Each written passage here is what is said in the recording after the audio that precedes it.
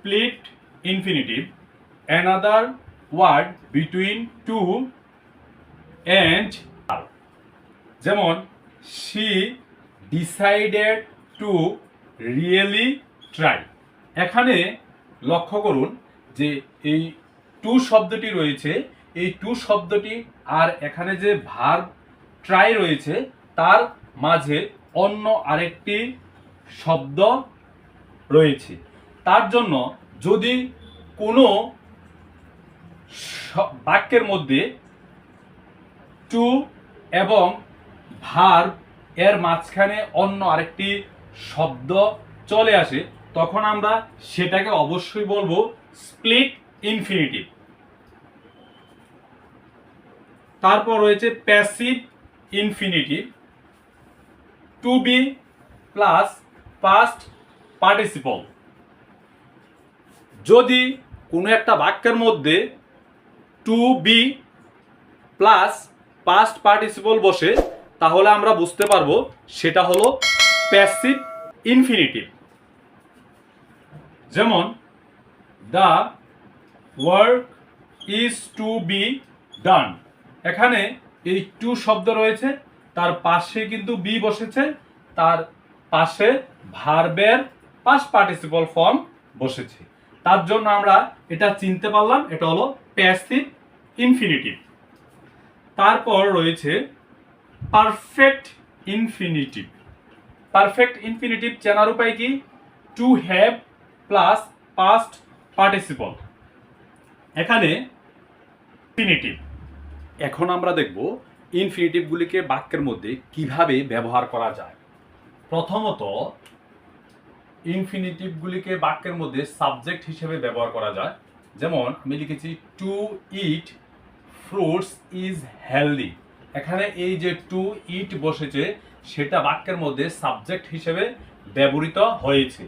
তারপর অবজেক্ট হিসেবে I want to sleep, এখানে এই যে টু স্লিপ রয়েছে সেটা বাক্যের মধ্যে অবজেক্ট হিসেবে ব্যবহৃত হয়েছে। আবার তৃতীয়ত অ্যাডজেক্টিভ হিসেবে I am happy to meet you, এখানে এই যে টু মিট এই শব্দটি পূর্বে হ্যাপি একটি শব্দ রয়েছে যেটা অ্যাডজেক্টিভ, তাই এই সম্পূর্ণটি শব্দ এই বাক্যের মধ্যে অ্যাডজেক্টিভ হিসেবে ব্যবহৃত হয়েছে।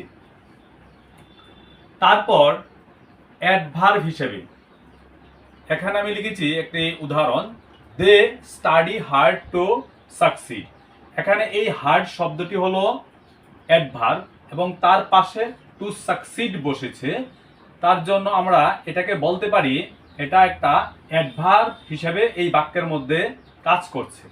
তারপর আমাদেরকে যে ইনফিনিটিভ সেই ইনফিনিটিভগুলি সহজে আমরা কিভাবে চিনতে পারি সেই সম্পর্কে আলোচনা করব। এখন আমাদেরকে জানতে হবে ইনফিনিটিভ চেনার সহজ উপায়।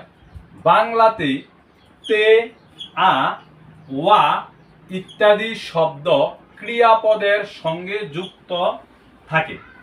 যদি আমরা কোনো একটা বাংলা বাক্যের মধ্যে দেখি যে তার শেষে ক্রিয়াপদের সঙ্গে তে, আ, ওয়া এই শব্দগুলি ক্রিয়াপদের সঙ্গে যুক্ত রয়েছে, তখন আমরা সহজে বলতে পারি যে এটি একটি ইনফিনিটিভ।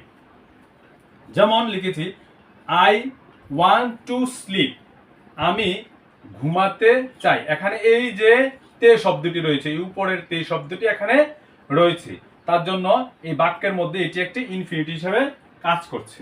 তারপর দ্বিতীয়ত যে আরেকটা সেন্টেন্স লিখেছি, to eat fruits is healthy, ফল খাওয়া, খাওয়া এখানে খাওয়া উ অন্ত্যেষ্টিয় আকার হবে, খাওয়া স্বাস্থ্যকর, এখানে যে ওয়া এখানে এই যে ওয়া শব্দটি যুক্ত হয়েছে খা শব্দটির সঙ্গে, খা শব্দটির সঙ্গে যখন ওয়া শব্দটি যুক্ত হয় তখন আমরা সেটাকে অবশ্যই বলতে পারি একটি infinitive.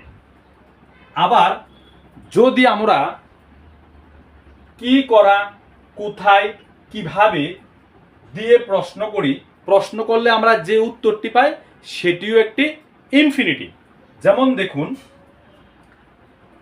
I want to sleep, তাহলে আমি যদি প্রশ্ন করি আমি কি করতে চাই, মানে টু স্লিপ মানে ঘুমাতে চাই, আমি কি করতে চাই, আমি ঘুমাতে চাই। এইভাবে আমরা অতি সহজে আমাদের যে ইনফিনিটিভ সেই ইনফিনিটিভগুলি আমরা বের করতে পারি কোনো একটা বাক্যের মধ্যে। যদি ভিডিওটি ভালো লেগে থাকে তাহলে অবশ্যই লাইক, শেয়ার, কমেন্ট এবং সাবস্ক্রাইব করবেন। আর আপনাদের লাইক, শেয়ার, কমেন্ট এবং একটি সাবস্ক্রাইব আমাকে নতুন নতুন ভিডিও তৈরি করতে উৎসাহিত করে। ধন্যবাদ সকলকে।